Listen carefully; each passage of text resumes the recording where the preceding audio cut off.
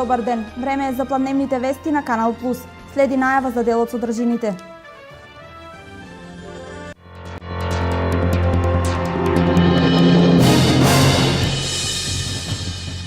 Целосно обештетување на штетите од поплавите најави премиерот Никола Груевски на вчерашната јавна трибина во Штип.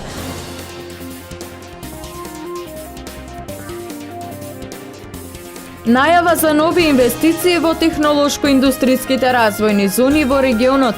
Во Штипската зона инвестиција вредна 40 милиони евра планира италијанската компанија Кондево.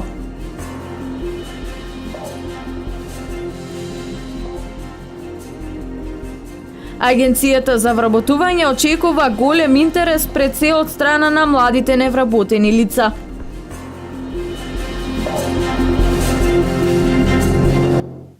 Целосно обештетување на оштетените од поплавите најави премиерот Никола Груевски на вчерашната јавна трибина во Штип. Над 2 милиони евра е штетата која во регионот се процени само кај домаќинствата и земјоделските објекти.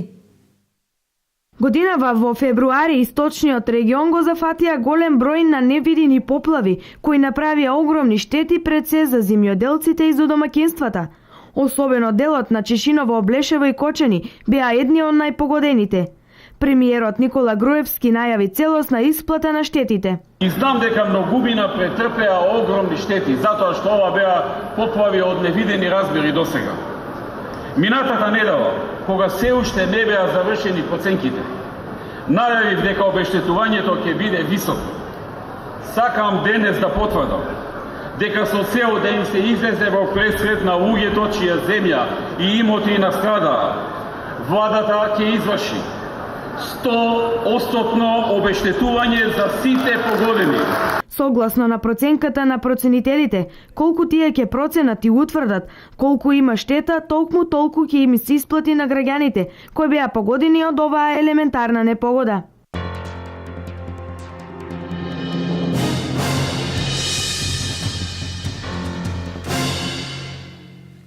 На вчерашната јавна трибина, премиерот Никола Груевски најави отварање на нова фабрика во Штип. Се работи за инвестиција на италијанската компанија Кондево, со план на вработување на 250 лица. Кондево е лидер во производството на топлотни разменувачи на бољери, а инвестицијата ќе чини 40 милиони евра. На Народниот собир на владеачката партија на ВМРО-ДПМНЕ, кој се одржа во салата Јордан Мијалков, премиерот Никола Груевски најави отварање на нова фабрика во Штип, инвестиција на компанијата Кондево од Италија. Можам да објавам дека компанијата Кондево од Италија, лидер во производството на топлотни разменувачи за бојлери и добавувач на светски познатите производители на бојлери, не информираше дека донесе одлука за инвестирање во технолошко-индустриската развојна зона во Штип. Тој нагласи дека инвестицијата е со вкупна вредност од над 40 милиони евра и минимум 250 нови вработувања во период од 5 години. Компанијата ќе применува најновата технологија во оваа област и ќе финансира во тренинг на своите вработени со цел да се обучат за производство на нивниот нов патент производ на светскиот пазар. Потпишувањето на договорот е во владина процедура и компанијата планира да започне со активностите за градба во текот на наредните 3 месеци.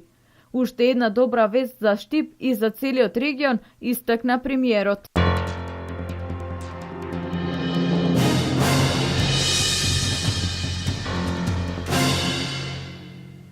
Од април ќе стапат на сила нови мерки во рамки на програмата за самовработување, најавува Агенцијата за вработување на Македонија. Досегашните активни мерки за намалување на невработеноста се ценат како успешни, а солиден е интересот за практиканство и обука кај познати работодавачи. Агенцијата за вработување нуди активни мерки кои се реализираат преку текот на цела година. Моментално интересот е насочен на практиканството и обуката кај познат работодавач, како и програмата за самовработување. Програмата за самовработување заврши неодамна, а нова апликација за користење на средствата е најавено за во април. Директорот на Агенцијата за вработување во Штип Лазар Димчов соопшти дека правото го задржуваат сите невработени лица и работодавци. Практиканството, обуката са субвенционирано вработување, значи ке познат работодавач. Овие две мерки се во тек и самиот оглас тече преку цела година, додека пред неколку дена заврши огласот за самовработување, на кој се пријавија поголем број, значи 30 лица имат аплицирано на оваа мерка и оваа мерка во иднина повторно ќе се огласи, негде во април месец, очекуваме. Интересот е добар, кај другите мерки исто така имаме секојдневно пријавуваме и на секој 20 дена ќе се еволвират овие апликанти што аплицираат на практиканството на обуката кај познат работодавач, така да добро е. Лицата кои што досега се пријавиле за користење на средствата за започнување на сопствен бизнис, најчесто се од областа на производствената дејност. Лицата, оние што најчесто средствата што ги земаат за самовработување ги искористуваат за отворање на сопствени бизниси од областа на услужните дејности, од областа на производство на храна, на сендвичари. Исто така и имаме самовработувањето со кредитирање, најчесто аплицираат за од земјоделските дејности, значи отварање на бизниси во земјоделието, но тоа е со кредитирањето. Додека со грантовите или неповратните средства се исклучени земјоделците, значи оваа мерка е намената за услужни дејности, за производство и така.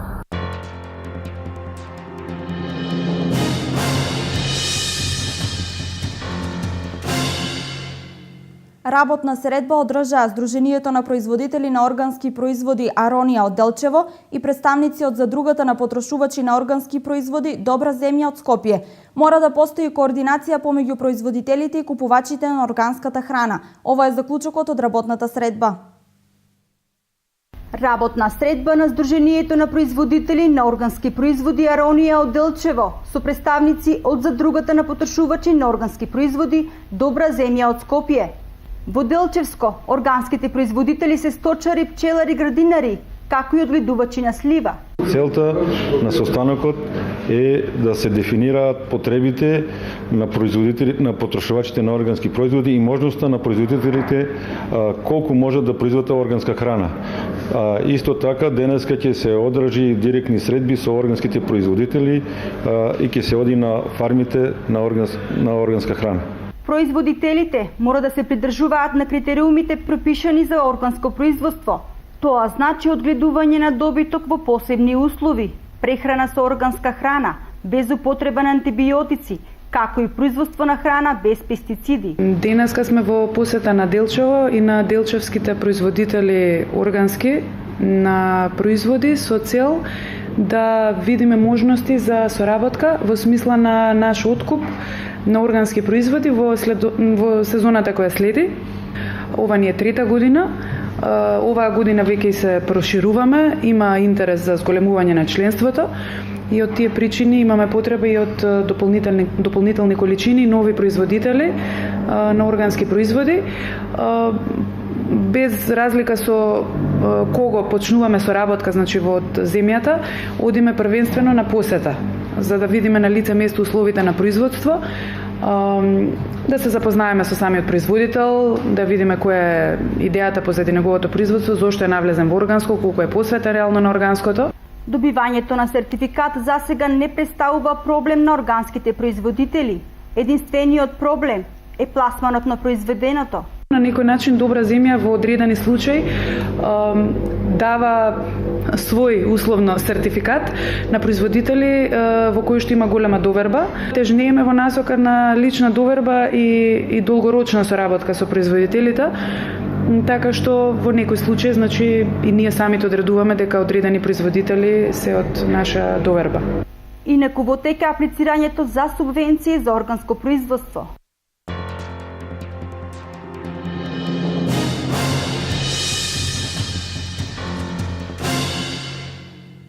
Во насока на уредување на градското подрачје, општина Штип апелира до сопствениците на станови кои имаат извршено доградба или надградба на објектите да ги фасадираат колективните стамбени згради, како би се добил ефект на целина на објектите. Во најголем дел дивоградбите на колективните стамбени згради се легализирани, заради што општината смета дека сопствениците треба да се погрижат за унифицирање на фасадите.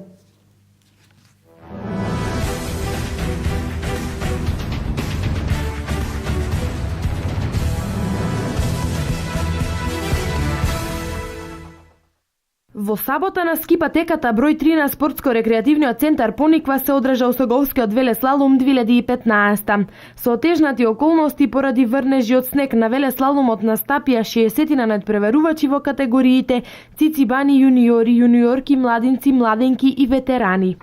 Митко Петров, еден од организаторите на манифестацијата, изрази задоволство од интересот на скијачите, кои на Пониква допатуваа од повеќе градови, главно од источниот дел на Македонија. За голем дел од нив и покрај лошите временски услови, патеката и настанот беа голем предизвик да ги покажат своите знаења, техники и скијачки вештини. Манифестацијата Осоговски велеслалом се возобнови во 2013 година по 26 годишен прекин. Покровител е општина Кочани, а организаторите се познати кочански влюбеници во зимските спортови, со подршка на локалните угостители и спонзори. Ова е еден од настаните со кои туристичките работници и општина Кочани настојуваат да ги прикажат можностите и убавините на Осоговските планини. Уште едни прерано завршени квалификации за македонската фудбалска репрезентација и тоа на само половина пат до Европското правенство во Франција идната година. Белорусија славеше со 2:1 на Филип II и го нанесе четвртиот пораз на нашата репрезентација, со кој официјално се збогува од амбициите за третото место. Македонија го почна над преварот со иницијатива која резултираше со гол по само 9 минути игра преку Александар Трајковски.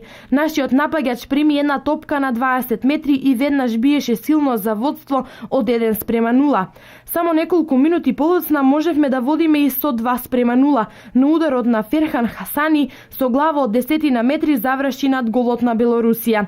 Гостите првата шанса ја имаа во 28-та минута. Репрезентацијата на Македонија вечерва во 21 часот ќе го одигра пријателскиот надпревар со Австралија. Надпреварот ќе се одигра во арената Филип II. Младата селекција на Македонија до 16 години стартуваше со победа на развојниот турнир на УЕФА, откако црвено-жолтите само минимално со 1:0 победија против Сан Марино.